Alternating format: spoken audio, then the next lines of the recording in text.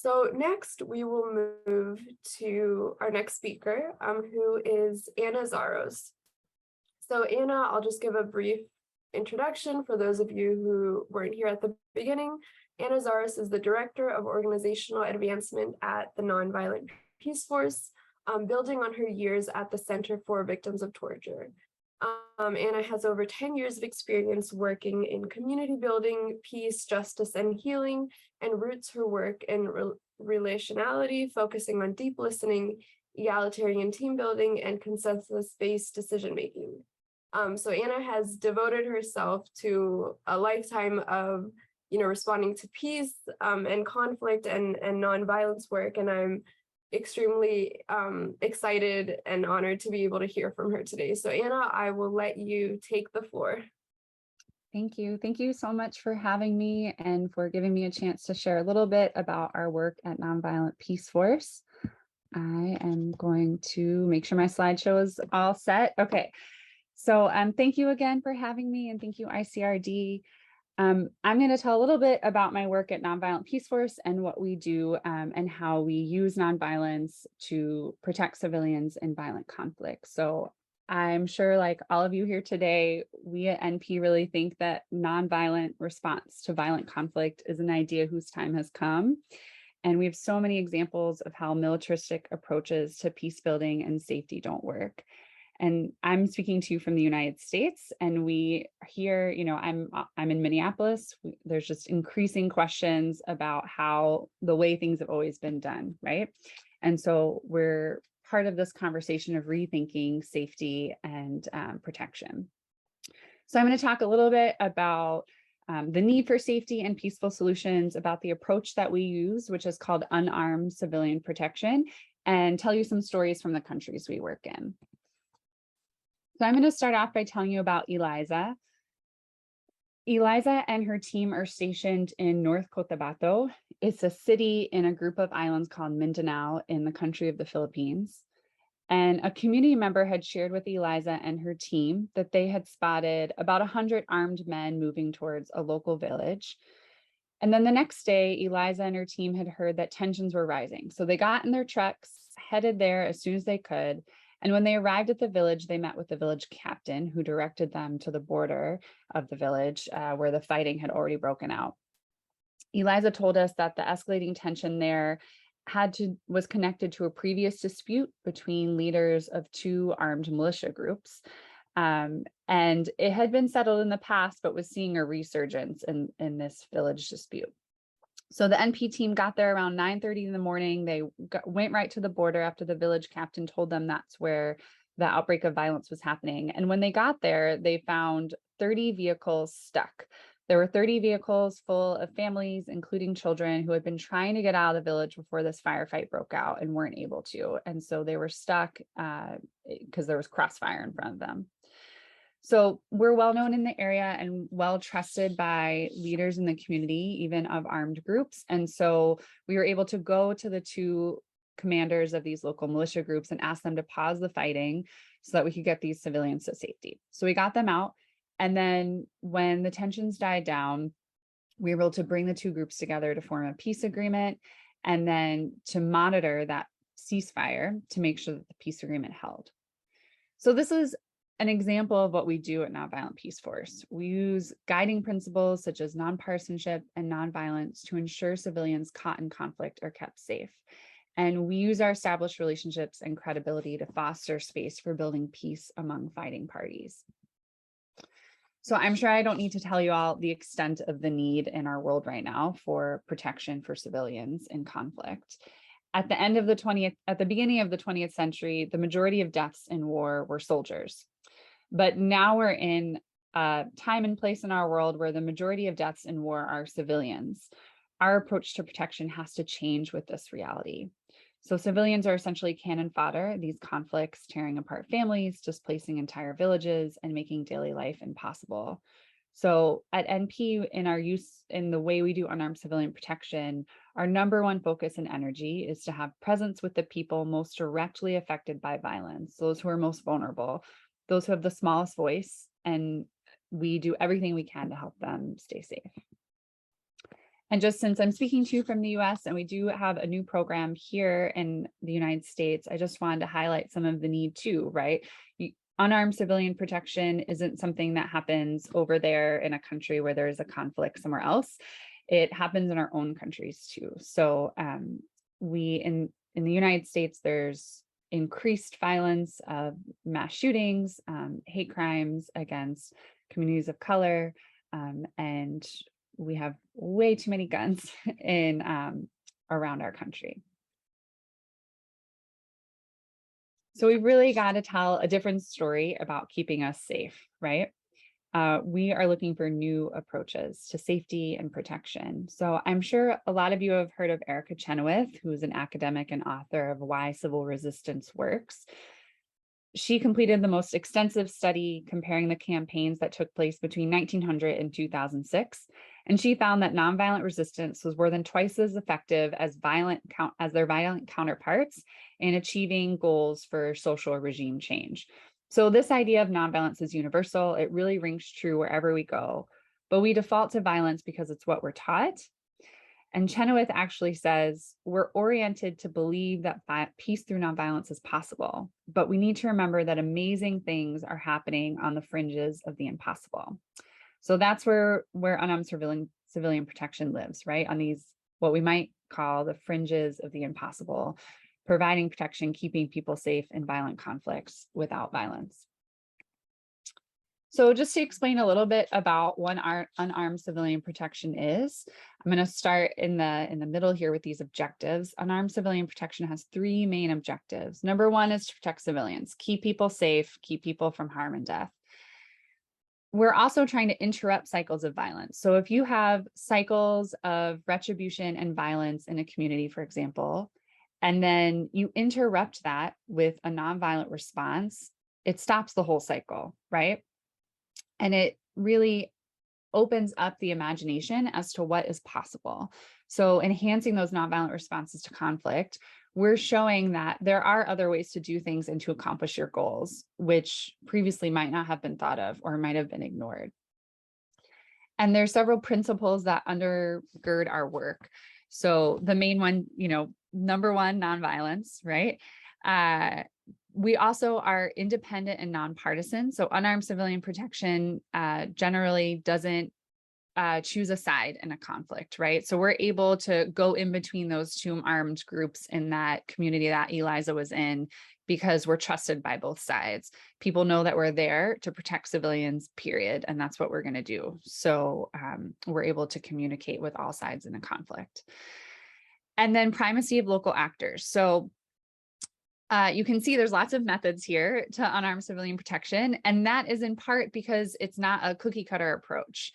It depends on what the community wants, what the community needs, what they see as as what they want safety to look like. So the first thing we do when we go into a community is get to know people, build relationships, find out what their safety concerns are and respond and create a plan together.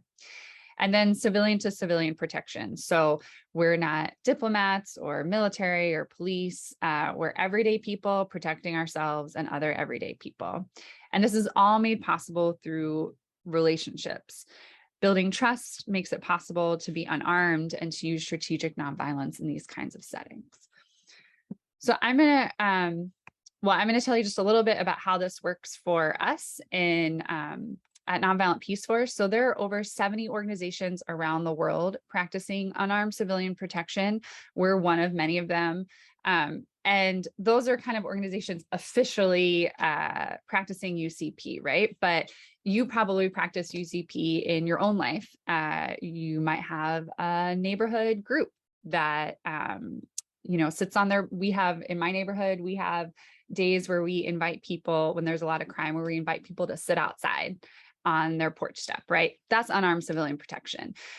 And at Nonviolent Peaceforce, what we do is, the way this looks is that we tend to have small local teams who are living in their communities where there's violence. And half of them are made up of national staff, national protection officers is what we call them. And then the other half are made up of expats. So we have teams that are gender diverse, language, ethnicity, nationality. So they're able to move and be responsive in these various local contexts.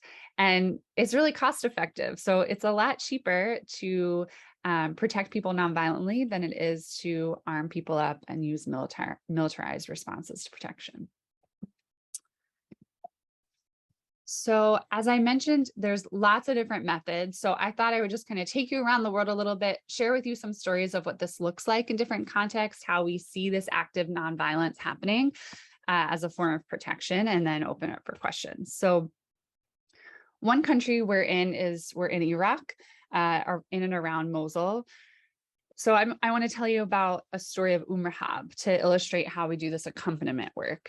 So Rahab is a 44-year-old mother to 6 children, and she's the head of her household, but there was a time she thought she would never see the inside of her home again. You see, a few years ago, Rahab's husband had joined ISIS and forced her to travel to Syria against her will. When ISIS declined in 2017, Rahab returned to Iraq with her children, but to a displacement camp near Mosul. And when the Iraq government said they were going to close that camp, Rahab tried to find her way back home, but it was occupied by someone else now. And she was scared to leave the camp and try to claim her house, because even though she had been forced to move to Syria against her will, she still carries a stigma in Iraq for being affiliated with ISIS. And she knew that she would face threats and harassment if she left the camp, and she was worried about her children's safety.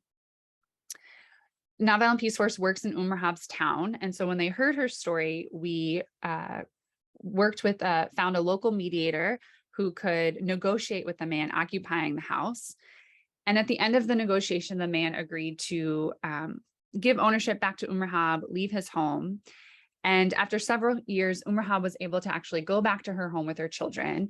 And we walked with her to her home as well to make sure she stayed safe during that time. And Rahab's story is not unique. This is a lot of what our work looks like in Iraq. During the war with ISIS, 6 million Iraqis fled their home, and 4 years later, there are over 1 million people still displaced. So many of these families, women and children, have some perceived connection to ISIS and face stigma and violence against them because of this. So NP accompanies these families both in and out of the camps to ensure their safety. I mentioned that in the United States, we started up one of our newest programs. So we really started this work through direct protection of protest spaces and polls during the November elections. And so that looked like providing physical presence, being on the perimeter, identifying if there were threats, perceived or real, stepping towards those threats to de-escalate them, to make sure that people voting or people protesting were able to do so safely. Now our program has really evolved, and one of our projects is in New York City, where we're working with the Asian American Pacific Islander community. Hate crimes are skyrocketing around the country for the AAPI community, and it's particularly bad in New York. So we're partnering with a local organization that we're their training partners. So we're training AAPI folks in self-protection techniques. We have an upstander intervention where we train people in how to intervene if there's a threat. And we're also working with businesses to create safe zones so that folks have a safe place to go if they feel threatened or have been threatened. And those businesses know what to do, again, to de-escalate and be a safe space. I told you a little bit about the Philippines already with the story of Eliza. NP is actually part of the formal peace process in the Philippines. So it's an interesting situation for us because a lot of times unarmed civilian protection is in a peacemaking scenario. So a scenario where there's active conflict and folks are trying to make peace possible. In the Philippines, it's really in a peace building stage. So UCP, unarmed civilian protection, can look a little bit different and has more of a capacity enhancement aspect to it. But we are part of the formal peace process between the Moro Islamic Liberation Front and the government of the Philippines. And a big part of our role in that was ceasefire monitoring. So patrolling communities on a regular basis, tracking if there were breaches to the ceasefire, helping to de-escalate situations so there weren't breaches, to maintain that trust and confidence so that it could build to the peace agreement that happened a few years ago. So I actually lived in the Philippines about 12 years ago. I was researching interreligious ritual as a tool of peace building.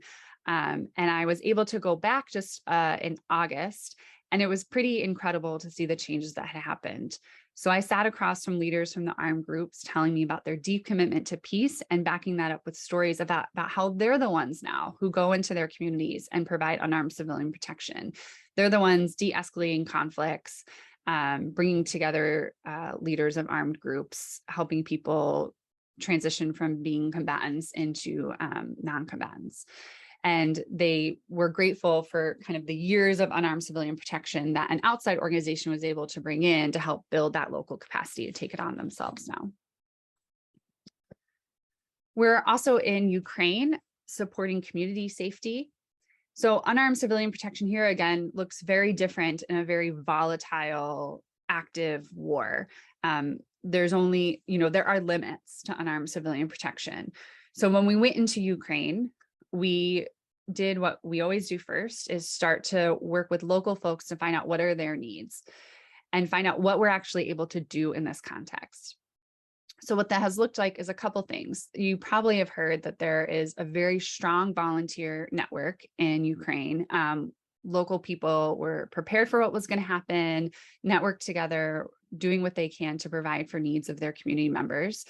But they are stretched thin, right? They've been doing this since February. They're very stretched thin. So our role in this space has been to be in solidarity with them and support their efforts. So for example, material aid, large international NGOs bringing in material aid aren't getting close to the front lines. And so what they'll do is they'll do big drops of material aid, medicines, food, water in a central location and leave.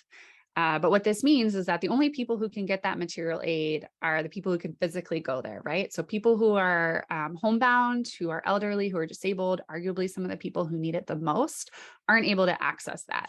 So there are these local volunteer networks who will physically bring the material aid from drop sites to folks in their where they are bound.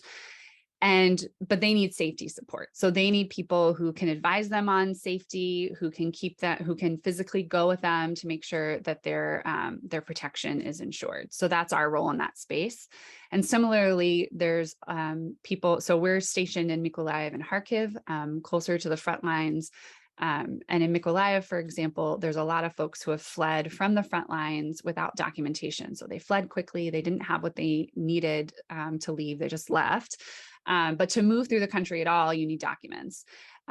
So if they ever need to flee again, they can't move because they don't have their documentation. So we're working with a local legal organization to help accompany them, folks who need documents, to legal appointments. So we help set up these rapid legal appointments and we accompany them through checkpoints.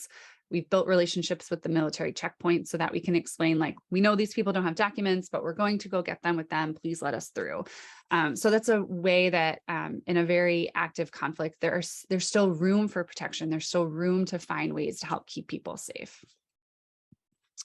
And then the last story I'm just going to tell you about is about Hunter. We're in South Sudan, and that's our longest and largest program.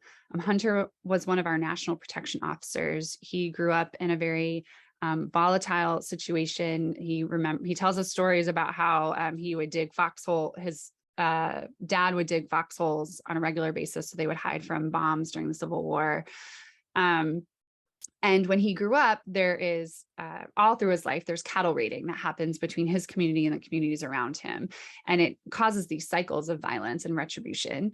And at one point, his cousin was killed in a cattle raid, and he was asked to lead the response back in bringing violence back to the other community. And he didn't want to. He wanted something else to be possible.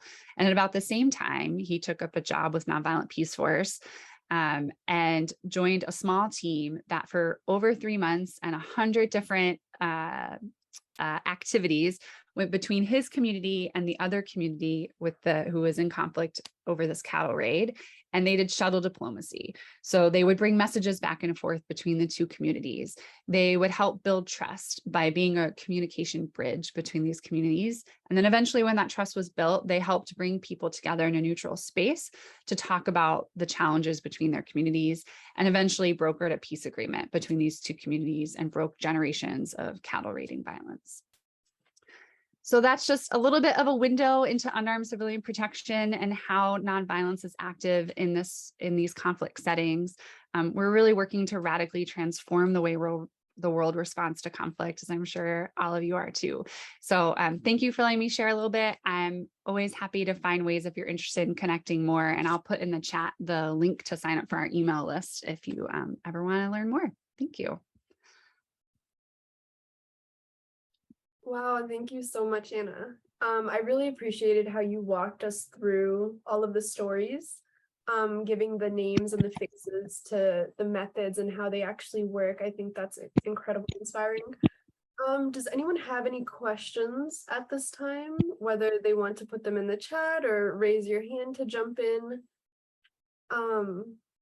But I'm definitely interested in asking and learning more, because I think you mentioned this kind of the intersectionality of the work that Nonviolent Peaceforce does, cross-cutting against faith, race, religion, identity, and all of that.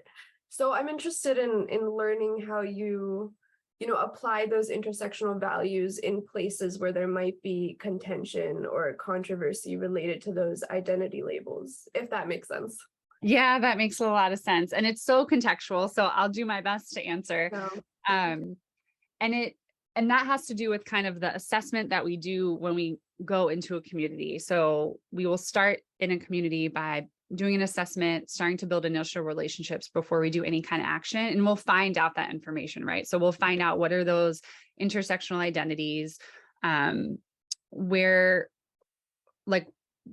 does the community need for us to be able to actually go in and build relationships with them. And so that will really determine how we build out a specific team.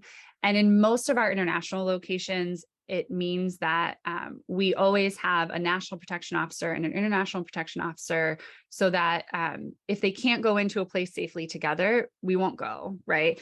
And we'll think about what are the other identities that need to be included in that grouping.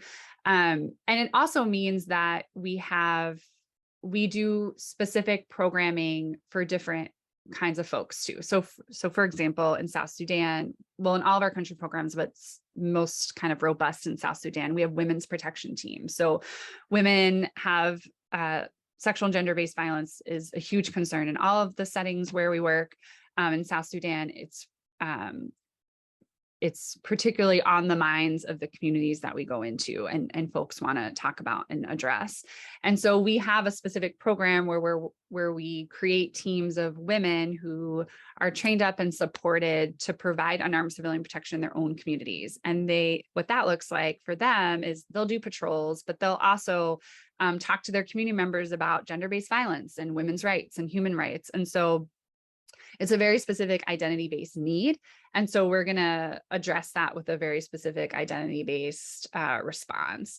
And now we see that a lot of the women are being invited into political spaces where it was restricted to men before, because folks are realizing the leadership power that they have by supporting them and having their own voice in those settings. And so it's a really powerful change to see how they're able to take that own power for themselves in those settings. So I hope that helps. No, yeah, that definitely makes sense. And I appreciate the insight of it being incredibly contextual, and you guys taking the steps to first, observe and measure and ask them what they need from you. So I see in the chat, Despina asked, thank you for the inspirational work. I would like to know how you managed to build trust with security organs to allow you to do your work of civilian protection without interference. Yeah, that's a great question. And it is part of that relationship building of when we start in a context, we meet with government officials, we meet with whatever the security apparatus is. So, and we inform them of our work, right? And a lot of times, actually, we have really powerful stories in Myanmar of armed groups, local armed groups. It's a little bit different, but local armed groups saying like, I don't actually want to do this, right? Like an armed militia leader told our team, I wanted to be a teacher. And then this was the way to stay safe in my community, was to join this armed militia group. So that's what I did, right? And so a lot of times these security folks actually do want something different, whether it's formal government or police security or militia groups. But these are the only options that have been violent options, the only option that has been presented to them, right? So we often find that people want to be partners with us or want to support us. And when I was in the Philippines recently, I did ask both the armed forces of the Philippines and leaders of the Moro Islamic Liberation Front, like, how did you start to trust us? Like, we're just, random teams of people from the community showing up saying we want to help protect civilians. And everyone across the board said they showed up consistently and told us what they were here for, told us what they wanted to do, and were very consistent. And then we saw it happen, right? Like, we saw that our family members were being protected in these settings where they had been at risk before. And so they showed up consistently, they did what they said they were going to do, and they were persistent in building relationships with us. So that it kind of sounds too simple, but that is how it works. So. No, I think that's great. I see Dr. Hostler has his hand up. If you want to. Thanks. Since I will be speaking soon, if others want to jump in, feel free, but I did have a question. I think perhaps two questions, which can be ignored or not. The first would be, how much do you connect with international or national politics in terms of policy change and documentation? I was just working with community peacemaker teams on a documentation of cross-border bombing in Iraq, and bringing that to the DC context. The other would be in relation to our first speaker's comment or ending comment around the need to do more or be kind of stronger in peacemaking than in people who are making more. I think this something I've wrestled with is, how do we, soldiers regularly go into very risky situations and, experience very real violence on themselves as well as participate in violence. And I respect and certainly makes sense that we would, have our peacemakers not going into places where are unreasonably violent. But I guess I wonder, how do we weigh or negotiate or discern that very real risk as well as a very real challenge? And how do you balance, is probably the wrong word. How do you navigate that, or how do your teams navigate that? Mm-hmm. Yeah, thank you. So the first one in international politics, we do have an advocacy team. So our advocacy team mostly works on advancing unarmed civilian protection as a viable alternative in country context, regional and global. So we have advocacy team at the UN, EU, ASEAN, and US Congress. And our best work has been seen at the UN, or we've been at the UN the longest, so we've sort of seen payoff. One of our founders, Mel Duncan, likes to tell the story of how first, this sort of harkens back to an old quote, but first people just laughed at him, thought that the idea of unarmed civilian protection was ridiculous and there's no way it could be possible, and they ignored him. And then eventually they fought against him, and people were like, no, we're not going to do that, which started to show that people saw it as a viable alternative, that they were fighting against him. And then finally he was joined, right? Finally, folks say, okay, there actually is a space for this. And so we've seen recognition in both at the UN and US Congress for unarmed civilian protection. And for example, recently UN peacekeepers left, their mission ended in Sudan and violence erupted. And so they actually turned to us to say, hey, we actually need something here in this interim to provide protection and safety. Can you please come in? So that's a really helpful evolution to add. We don't get into like geopolitical politics per se, because we're nonpartisan and we're really working at the grassroots local level, but we do want to advance the idea of unarmed civilian protection as a viable alternative. To your other question, I would say that we can never go as protection officers in general for anyone, not just Nonviolent Peace Force. If we put ourselves at risk, or there's always some risk, but if we are in a situation where we can't protect ourselves, we can't protect others either, right? So we have to balance that in our decisions about where we go. I will say that one thing in Ukraine, for example, one thing that we've talked about is when the war is over, right? And arguably it's happening now too. There's going to be challenges to social cohesion, right? There are going to be soldiers who are traumatized. There are going to be fissures in communities around the conflict. And so even if we can't be at the front lines stopping an active conflict in that scenario, it's important to be there in and of itself as unarmed civilian protection so that we have built deep relationships with people so that when the war is over, we can start to address some of those impacts of what has happened that you were mentioning. So I hope that helps. Thank you so Anna, much. thank you so much, Mariam. I'm sorry, you go ahead. No, that's fine. I know we have more questions in the chat, but I do want to be mindful of time. So Anna, if you can, feel free to type in the chat and continue the conversation that way.